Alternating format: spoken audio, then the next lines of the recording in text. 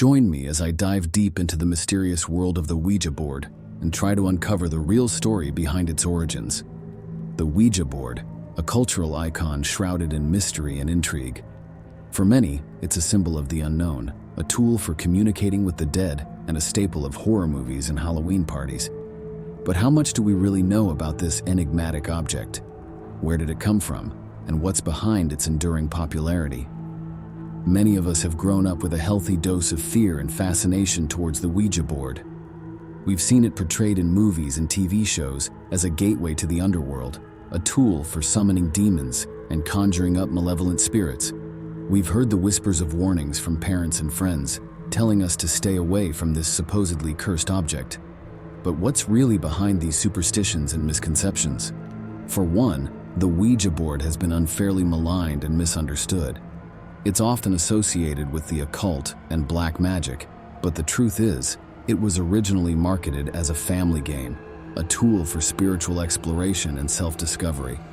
The company that produced the Ouija board, the Kennard Novelty Company, described it as a device for talking to the dead, but this was more of a marketing ploy than a genuine claim of supernatural power.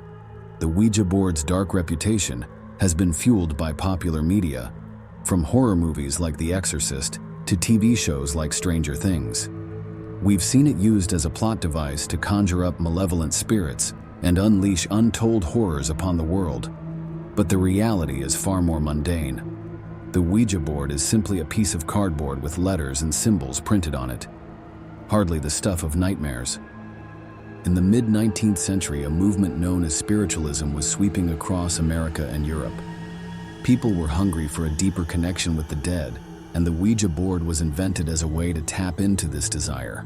The first patent for the Ouija board was filed in 1890 by a businessman named Elijah Bond, who marketed it as a tool for communicating with the dead. The board quickly became a cultural phenomenon, with millions of Americans using it to hold seances and contact loved ones who had passed on. As the spiritualism movement gained momentum, the Ouija board became a staple of American households. It was marketed as a family game, a way to bring people together and explore the mysteries of the unknown. But not everyone was convinced of its innocent intentions. Many saw the Ouija board as a tool for summoning evil spirits, and it wasn't long before the first whispers of warnings and superstitions began to circulate. One pivotal moment in history that changed public perception of the Ouija board was the famous Pearl Curran case. In the 1910s, a woman named Pearl Curran claimed to have received messages from a spirit named Patience Worth, who allegedly dictated novels and poetry through the Ouija board. The case sparked a national sensation, with many believing that Curran had genuinely tapped into the afterlife. The Pearl Curran case was a turning point in the Ouija board's history. It marked a shift from being seen as a harmless family game to a tool for supernatural exploration.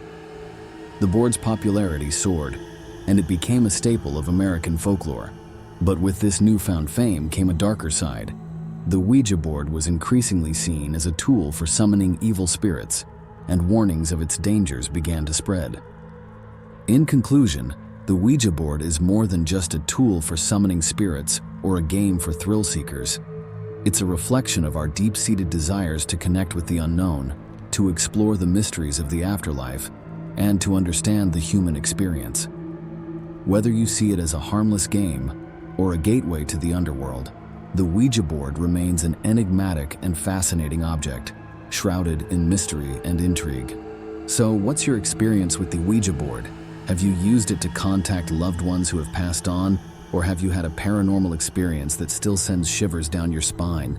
Share your stories in the comments below, and be sure to check out my other videos on related topics.